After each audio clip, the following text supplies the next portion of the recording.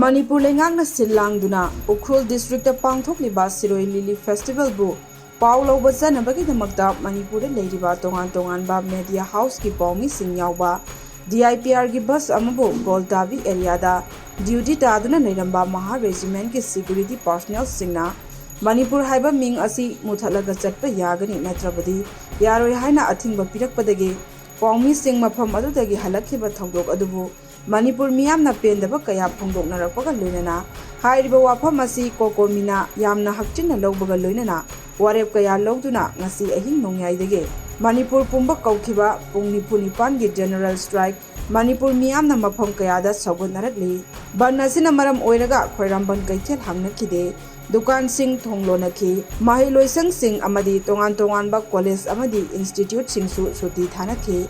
ban asida nongmagi changdaba yadraba essential services sing deba karma amadi ana layengi oinadi komthokpogi mami taki loinana mafam kayada club amadi meira paibi singna lambi thingduna ban asibu sogotpagi mami chauna tari amadi mafam kharada ban sogatpa singna lambi da lakpa central force ki gari sing amadi lana gi gari singda kanglaipak haiba wahai thaduna gari singda napsin khibaga loinana lamda masida manipur haiba wahai thaba yadrabanina kanglaipak onthok charage haiba wafam sing ban saugatpa singna phongdongnarakli अखोई सिदा खुंजंग जंगसन जरिबा सी अखोई अमोवा के Amola kai Amola kai की मेरा सुन जंगसन जबनी असी पेदबा अखोई ngasi की संखले खुंजंग असे अखोई नहान अखोई चिरोलेगी मरी लेनबा फेस्टिवल सिदा संखिबा अदुदा बनिपुर हाई हाइदुना तौकिबा सेंट्रल फोर्स में आमना तौकिबा दुगी मतुंग इना अखोई अदुकी मतिक पेंजद्रे हाइना थमोसिदा थमजरी अदुबु ngasi पेंद्रिबा से गवर्नमेंट इंडिया ना ताबिरक्तबा कंबा पॉलिटिक्स तौइनो अखोई हाइबा खंजदे सिदा प्ले मदी अदुम तोइना सानादना लेरे अखोई ngasi वो खमथिंग मसे हि अहुम संसला अबनी लांसिदा सिगी पेंदबदी अदुकी मतिक लेख्रे हौजि उबका शांति पोकंगमदे बियार थमसिबुक्ता अखोई पाइबा हौजि पाइबिबा अखोई गवर्नर की वारोंसिना करिनो माकु फगतना अमा प्यार थमगसु हुजबक्ता शांतंगदु लेताबदी ओइद्रि पॉलिटिक्स से चाउना मांगदा तादुना लेरे अदुना अखोई प्रजा म्याम पुनमक इमासिंग लोइनना ngasi पेंद्रब खुलावसे अमुक्तंगदी यूनिटी ओइरगा मई चागल ओइ हाइसे हाइनो लेते कुइरे संगसलेबा वाना खांगलेबा पुनमक मार्केट सिरप पुनमक प्रॉब्लम से अदुबु ngasi की मरी लेनना खुंजंगसे मणिपुर थारपसे यादे हाइना कंगलेपा हाइबा मरम से कंगलेपा हाइरिबा से इमालेबा सनालेबा कंगलेपा हाइना ममांगैदा लेरमने अदुना अखोई ngasi दगिदि कंगलेपा हाइना गाड़ी लाग खुदिमकसे थाजरे हाइदा उंतोकसरी अखोई DIPR ना सिलगा सरकार हाइतारे सरकार ना सिलगा उखुलदा सिरोई लिली फेस्टिवल याव चक्किबा अखोई पॉमिसिंग गालीदा हाइबा तारे अखोई लंबीदा अखोई सेंट्रल फोर्स सिंगना आर्मी सिंगना अखोई गालीदा थलगा मणिपुर एमएन थाबा ना साबा यारोय मणिपुर थाबा कनो रेजिस्ट्रेशन कनो मुथत्लु अदु रगदि चप्पा यानी हाइबगी अदुगुंबा अखोई यामना चौफत्तबा हाइतारे सरकार की यामना चौफत्तबा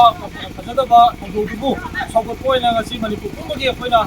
बन कौरिबसिदा अखोई जिरिबामदसु असि बनते अखोई जिरिबाम प्रजानसु मफुं फाना सौगतलि हाइबजे अखोई जिरिबाम प्रजादा मणिपुर प्रजादा अखोई जिरिबामनि नागेदि हाइगद मणिपुर ट्रांसपोर्ट